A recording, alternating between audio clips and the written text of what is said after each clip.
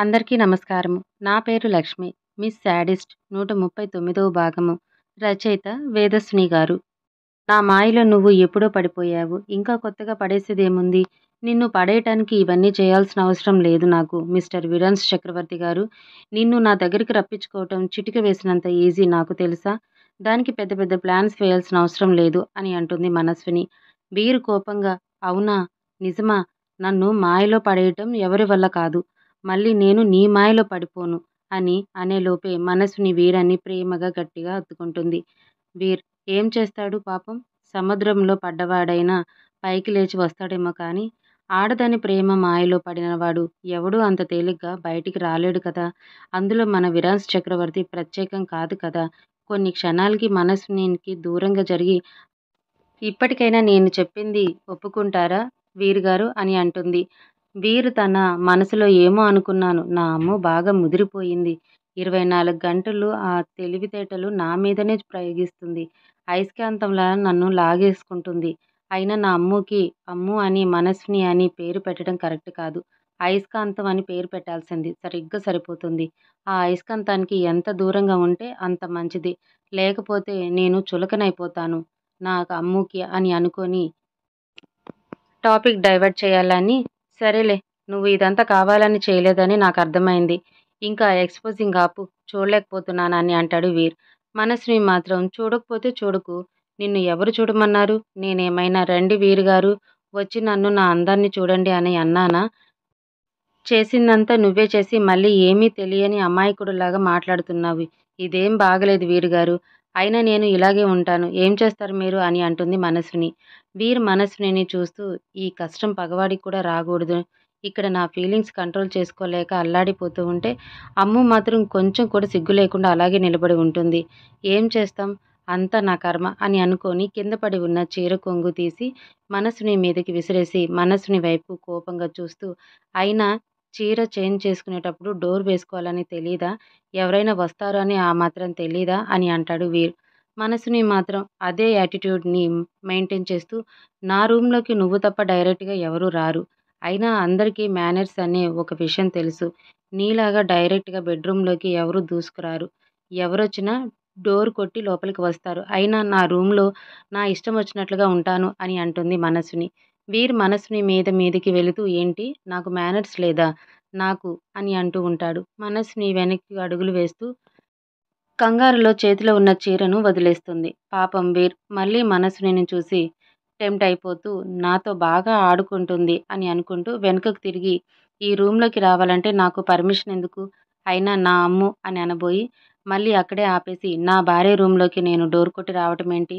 Door బద్దలు కొట్టుకొని కూడా వస్తాను. అర్థమైందా మనస్విని? ఇప్పటికే లేట్ అయింది. తొందరగా ఫ్రెష్ అయ్యిరా. డాడీ వెయిట్ చేస్తున్నారక్కడ అని అక్కడి నుండి బయటికి వెళ్ళిపోతాడు వీరు. మనస్విని వీర పరిస్థితికి నవ్వుకుంటూ ఫ్రెష్ అవ్వటానికి వాష్‌రూమ్‌లోకి వెళ్తుంది. వీర కూడా మనస్విని అల్లరి చేష్టలకి ముఖం మీద చిరునవ్వుతో హాల్లోకి వస్తాడు. రాజేంద్ర చక్రవర్తి హాల్‌లో కూర్చొని తన కొడుకు ముఖం మీద ఉన్న చిరునవ్వుని చూస్తూ నవ్వుతూ ఉంటాడు. వీర్ రాజేంద్ర చక్రవర్తిని గమనించి నార్మల్‌గా ఫేస్ పెట్టి, ఐయామ్ సారీ డాడ్ లేట్ అయింది. మిమ్మల్ని వెయిట్ చేయించానా? అని అంటాడు. రాజేంద్ర చక్రవర్తి అదేమీ లేదు వీర్. నువ్వు మనస్విని రూమ్‌లో ఉన్నావని తెలిస్తే అస్సలు డిస్టర్బ్ చేసేవాళ్ళమే కాదు. సారీ వీర్. నిన్ను, మీ ఆవిడని ఏమైనా డిస్టర్బ్ చేశామా మేము? అని నవ్వుతూ అడుగుతాడు. రాజేంద్ర చక్రవర్తి మాటలకి వీర్ అదేం లేదు డాడ్ అని సిగ్గుపడుతూ ఉంటాడు. రాజేంద్ర చక్రవర్తి వీరి ముఖాన్ని అలాగే చూస్తూ ది గ్రేట్ విరాన్స్ చక్రవర్తికి సిగ్గుపడటం కూడా తెలిసింది అని అంటాడు. వీరు త్వరపడుతూ మీరు ఏదేదో అనుకుంటున్నారు. అలాంటిదేమీ లేదు. డిస్టర్బ్ చేసే అంతగా తనతో నేనేమీ ఉండడం లేదులెండి. తెలుసు కదా మీకు. నేను తనను ఎప్పుడూ క్షమించను అని. తను ఎప్పుడూ నా అమ్ము కాదు అని. ఉదయం నుండి మనసునికి హెల్త్ బాగాలేదు కదా! నేను కూడా అర్జెంట్ వర్క్ ఉంటే బయటికి వెళ్ళాను కదా! తన హెల్త్ ఎలా ఉందో కనుక్కుందామని వెళ్ళాను అంతే అని అంటాడు వీర్. మై డియర్ సన్, నీ భార్య దగ్గరికి నువ్వెందుకు వెళ్ళావో నాకు చెప్పాల్సిన అవసరం ఏముంది చెప్పు? అయినా మనసు నిన్ని క్షమించావో లేదో నువ్వు నాకు చెప్తున్నావా? నీ మనసుకు చెప్పుకుంటున్నావా? నీ మనసుని నువ్వు మోసం చేసుకుంటున్నావా? అని అంటూ, సరే ఇప్పుడు ఇదంతా ఎందుకు కానీ, ఇంకెప్పుడైనా బయట వాళ్ళకి అబద్ధం చెప్పాల్సి వచ్చినప్పుడు కొంచెం అబద్ధాన్ని గోడకి కట్టినట్లు చెప్పకపోయినా కనీసం తడక కట్టినట్లన్నా చెప్పరా అని అంటాడు. వీరి గుండెల దగ్గర షర్టుకి చెంపలకి అంటిన మనస్సుని సింధూరంని చూపిస్తూ నవ్వుతూ అంటాడు రాజేంద్ర చక్రవర్తి. వీరు కొంచెం ఎంబారసింగ్‌గా ఫీల్ అయ్యి మౌనంగా ఉండిపోతాడు. Rajendra Chakravarthy don't feel bad my son. నా కొడుకు ఇలా తన భార్యతో ఆనందంగా ఉంటే నాకు కూడా ఆనందమే కదా అని అంటాడు. అప్పుడే మనస్విని కూడా ఫ్రెష్ అయ్యి బయటికి వస్తుంది. మనస్విని రాగానే రాజేంద్ర చక్రవర్తి ఇప్పుడు ఎలా ఉంది మనస్విని అని అడుగుతాడు. మనస్విని అనే పేరు వాళ్ళ నోటి నుండి వింటూ ఉంటే చాలా కోపం వస్తూ ఉంటుంది. కానీ ఏం చేస్తుంది? చేసేదానికి అనుభవించాలి కదా! అనుకుని మౌనంగా ఉంటుంది. ముగ్గురు కలిసి డైనింగ్ టేబుల్ దగ్గరికి వెళ్తారు. రంగమ్మ వడ్డిస్తూ ఉండంగా మనస్సుని రంగమ్మకి సైగ చేస్తుంది. ఇక్కడి నుండి వెళ్ళిపొమ్మని. దాంతో రంగమ్మ ఏదో పని ఉన్నట్టు బయటికి వెళ్ళిపోతుంది. అప్పుడు మనస్సుని రంగమ్మ రావటానికి టైం పడుతుంది. నేను వడ్డిస్తాను అని అడుగుతుంది. అప్పుడు రాజేంద్ర సరే వడ్డించమ్మా అని అంటాడు. రాజేంద్ర చక్రవర్తి వడ్డించమని చెప్పగానే మనస్సుని చిన్నదానికే తెగ సంతోషపడిపోతూ చాలా హుషారుగా వాళ్ళిద్దరికీ వడ్డిస్తూ ఉంటుంది. మనస్సుని ముఖంలో ఆనందం చూసి ఉదయం మనస్సుని తన తండ్రిని పట్టుకొని ఏడవటం చూసిన రాజేంద్ర చక్రవర్తి మనస్సుని బాధ పెట్టడం ఇష్టం లేక మనస్సుని వడ్డిస్తూ ఉంటే మనస్ఫూర్తిగా తింటూ ఉంటాడు. వీరు కూడా భోజనం చేస్తూ నువ్వు కూడా కూర్చో కలిసి తిందామని అంటాడు. మనస్విని నాకు అసలు తినాలనిపించటం లేదు అని అంటుంది. ఎందుకు తినాలనిపించటం లేదు? ఉండు నేను తినిపిస్తానంటూ వీరు మనస్వినికి తినిపిస్తూ ఉంటాడు. వీర ప్రేమగా తినిపిస్తూ ఉంటే కాదనలేక 4 ముద్దలు తింటుంది మనస్విని.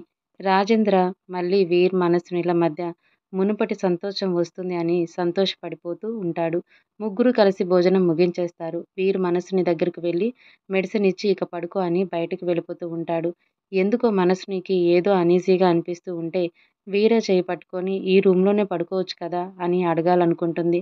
కానీ వీరు తనకి దగ్గరయ్యే ప్రయత్నాలు చెయ్యొద్దు అని చెప్పటంతో సైలెంట్ అవుతుంది. వీరు ఏమైంది మనస్విని చెయ్యి పట్టుకున్నావు?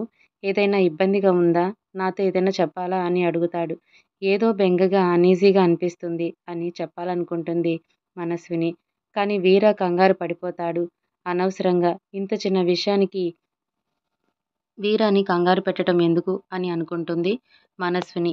మనస్విని తనతో ఏదో చెప్పబోయి ఆగిపోయింది అని అనుకోని వీరు మనస్విని చెయ్యి పట్టుకొని ఏమైనా ప్రాబ్లమా? నాతో ఏదైనా మాట్లాడాలా? అని మళ్ళీ అడుగుతాడు. మనస్విని ఏమీ లేదు వీరుగారు. మీరు వెళ్ళి మెడిసిన్ వేసుకొని రెస్ట్ తీసుకోండి అని ప్రేమగా చెప్తుంది. వీరు తన మనసులో నేను తనకి దగ్గరగా ఉండటం లేదు అని బాధపడుతున్నట్టుంది అమ్ము. కానీ ఏం చేయాలి నేను? తను అన్న మాటలు పదే పదే గుర్తుకు వచ్చి నేను బాధపడి ఆ బాధలో మళ్ళీ తనని బాధ పెట్టాల్సి వస్తుంది అని అనుకుంటూ అక్కడ నుండి తన రూమ్‌లోకి వెళ్ళిపోతాడు వీర్. ఇక్కడ మనస్వినికి వీర్‌ని అన్న మాటలు వీర బాధపడటం, వీర తనకి దగ్గర కాలేకపోవటం అన్నీ గుర్తుకు వచ్చి మనసంతా ఏదోలాగా అయిపోతుంది. నేను అన్న మాటలు వీర గుండెల్లో నుండి ఎప్పటికీ పోవు కావచ్చు అని బాధపడుతూ బెడ్ పైన పడుకుంటుంది మనస్విని. మనస్విని తన బిడ్డను ప్రేమగా తడుముకుంటూ కన్నా నీకు కూడా నన్ను చూస్తే కోపంగా ఉందా? నేను మీ డాడీని బాధ పెడుతున్నాను కానీ ఏం చేయాలి? పరిస్థితులు అలా నన్ను బిహేవ్ చేసేలా చేశాయి. నువ్వంటూ లేకపోతే నేను చేసిన పనులకి మీ డాడీ, మీ తాతయ్య ఎప్పటికీ నన్ను మళ్ళీ తమ జీవితంలోకి ఈ ఇంట్లోకి రానిచ్చేవారు కాదు కావచ్చు. అంతలా మీ డాడీని నేను బాధ పెట్టాను. నీ రూపంలో నాకు వీర జీవితంలోకి రావటానికి మరొక అవకాశం దొరికింది.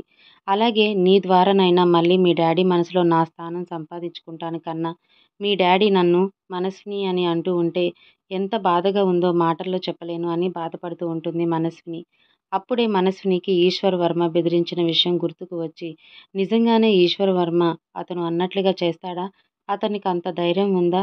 ఈ ఈశ్వర్ వర్మ నా ద్వారా ఆ ఇంటి వంశగౌరవ ప్రతిష్టలకు మచ్చ తీసుకువస్తాడా అని బాధపడుతూ ఏదో ఒకటి చెయ్యాలి అని ఆలోచిస్తూ పోనీ ఆ విషయం వీరికి చెప్తే అని ఆ ఈశ్వర్ వర్మని చంపేస్తాడు. ఆలోపు ఈశ్వర్ వర్మ అన్న పని చేస్తే నా వల్ల ఈ ఇంటి గౌరవం పోకూడదు అని పలు రకాలుగా ఆలోచిస్తూ ఉంటుంది మనస్విని.